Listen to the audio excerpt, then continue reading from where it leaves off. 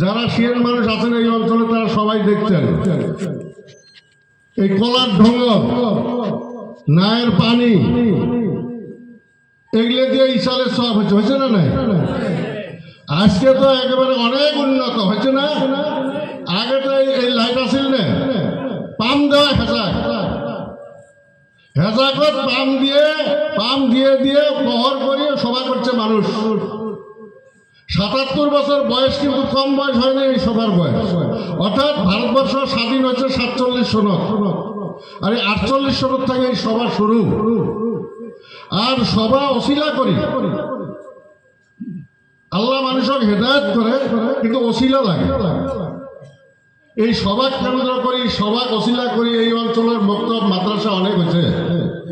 আর এই মাদ্রাসার পড়াশোনা করি আমাকে মানুষ অনেক আলেমালামা হয়েছে, শিক্ষিত হয়েছে, তারা আজকে সমাজক নেতৃত্ব দিচ্ছে। এটা এই সভার অশিলা বলি কোয়া লাগবে। এই সভা এই অঞ্চলের প্রথম সভা। এই সবার ইতিহাস খবর গেলে অনেক কথা কোয়া যাবে, তো যাই হোক আমি ওগুলো কথা কই না। আমার দুই এক কথা কোয়ার উদ্দেশ্য হলে এটাই, আজকের সভা দুইজন মুফতিয়ানে কেরাম বয়ান করছে। একজন তো আছে, এখনো আছে, আর একজন সকালে মেয়ে মানুষের বক্তব্য রাখি উনি গেছে। ওলামায়ে কেরাম বক্তব্য রাখছে। কথাটা হচ্ছে কি, আমি আপনাকে অনুরোধ করি, খারাপ পাবেন না আপনারা, কম শোনো বেশি আমল করো, তাহলে কামত লাগবো। আর যদি আমি সারা রাতে শুনি, সকালে উঠে যদি ফজরের নামাজ না পড়ি, কোনো কামত লাগবে না। কত দেখি কোনো কামত লাগবেন না। আমরা এই যারা বসে আছি সবাই আমরা পরে বেশিরভাগে বিয়ে বাড়ি করা মানুষ আমার মনে হয়। আমাদের বেটা বেটির সঙ্গে হচ্ছে, শিক্ষিত হচ্ছে না? যদি এই বেটা বেটি যে আমরা শিক্ষিত করছি, ম্যাট্রিক পাস করছে, হায়ার সেকেন্ডারি পাস করছে, বিএ পাস করছে, মাস্টার ডিগ্রি নিচ্ছে, এখন যদি আমি জানবার চাই বা আমিও তার ভুক্তভোগী, কম তো দেখি আমাকে বেড়া বেডি গুলে, বেডির কথাটা বাদে দিলেন, আমাকে বেড়া গুলে কয়জন পেশাব করি কুলুক নেয় কম তো দেখি।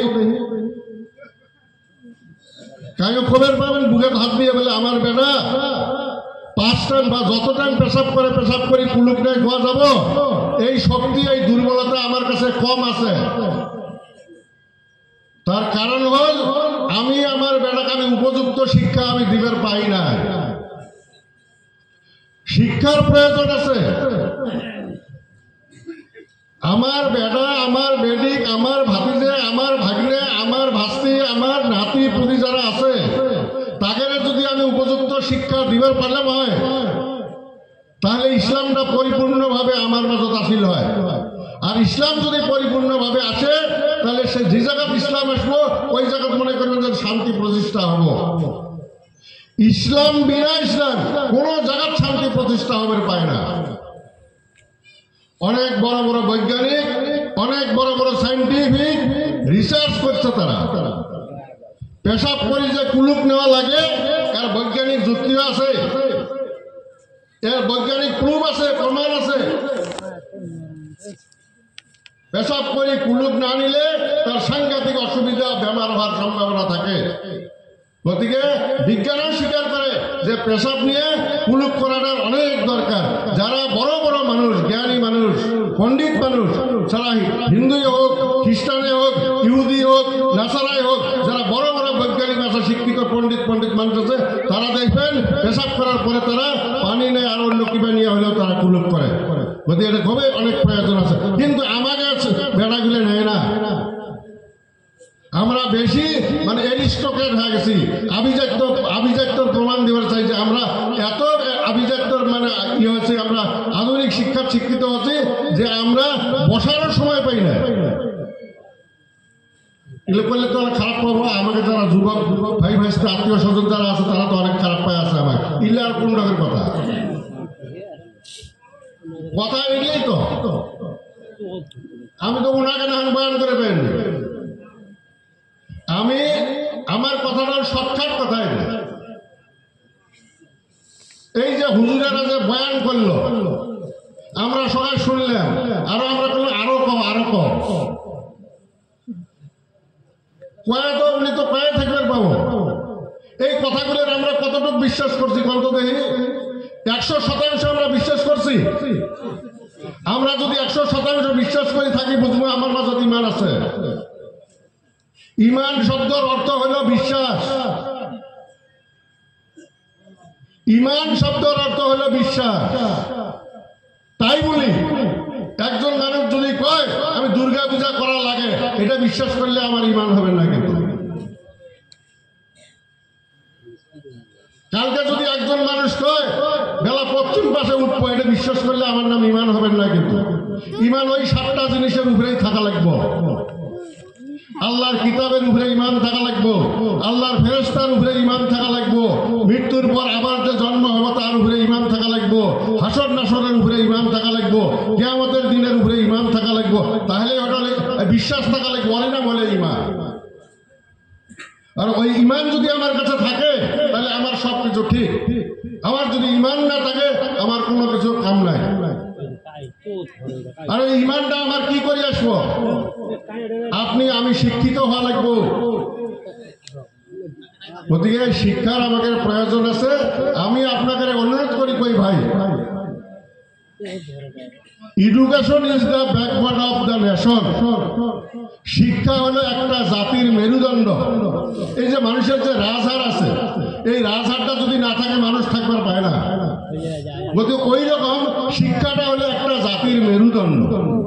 গতিকে আমরা সবাই আমাদের ছেলে মেয়েকে আমরা সুশিক্ষিত করার চেষ্টা করবো, তো উপযুক্ত শিক্ষাটা আমরা শিক্ষিত করার চেষ্টা করব। দেখেন আমি নিজেই আফসোস করি, যে যেটা শিক্ষা আমার হওয়া লাগছিল ওই শিক্ষা আমার হয় নাই। আমার বেটাকে যে শিক্ষা দেওয়া লাগছিল আমি ওই শিক্ষা দিবার পাই নাই। আমার বেডিকে যে শিক্ষা দেওয়া লাগছিল আমি ওই শিক্ষা দিবার পাই নাই। তো কাজেই আপনি এমন শিক্ষা শেখেন যে শিক্ষা আপনার এই বাস্তব জীবনেও আপনার কাজে লাগবে, পরকালের জীবনে আপনার কাজে লাগবে। আমি এর দ্বারা এই কথা বুঝাতে চাই নাই যে আপনার ছেলেকে স্কুলে দেওয়া না লাগে, আপনার মেয়ে কলেজে পড়ানো না লাগে। আপনার বেটা বেটি আপনি স্কুল পড়ান, কলেজ পড়ান, অফিসার বানান, পুলিশ বানান, দারোগা বানান, মাস্টার বানান, ব্যবসা করা শিখেন, আইএস অফিসার বানান, আইপিএস অফিসার বানান, কিন্তু এমন অফিসার বানান তার ভিতরে যাতে দিনের কথা কিছু না কিছু হলেও যাতে থাকে। আর ওটা তখনই সম্ভব হবো আমরা প্রথমে আমাকে বেড়াবেড়ি 3-4 বছর হওয়ার বয়স হওয়ার পরে তাকে আমরা যেটা শিক্ষা দেওয়া লাগে সেই শিক্ষাটা আমরা দেই না। আপনারা পশ্চিম দেশে যান, ইউপিতে যান, ওই মহারাষ্ট্রতে যান, গুজরাটে যান, রাজস্থানে যান, তেলেঙ্গানাতে যান, যে জায়গায় যান ওই পশ্চিমবঙ্গের ওই পাশে যতটুকুই যাবেন দেখবেন প্রত্যেকটা বাড়িতে ছোট ছোট বাচ্চারা কোরআন শরীফ মুখস্থ না হলে অন্তত দেরি হলেও সহিশুদ্ধ ভাবে তারা পড়বে জানে। কিন্তু আমাদের বাচ্চা কয়টা কোরআন শরীফ পড়বে জানে? কত দেখি জানে? আমরা নিজেই জানি না, আর বাচ্চা কি শিখাবো?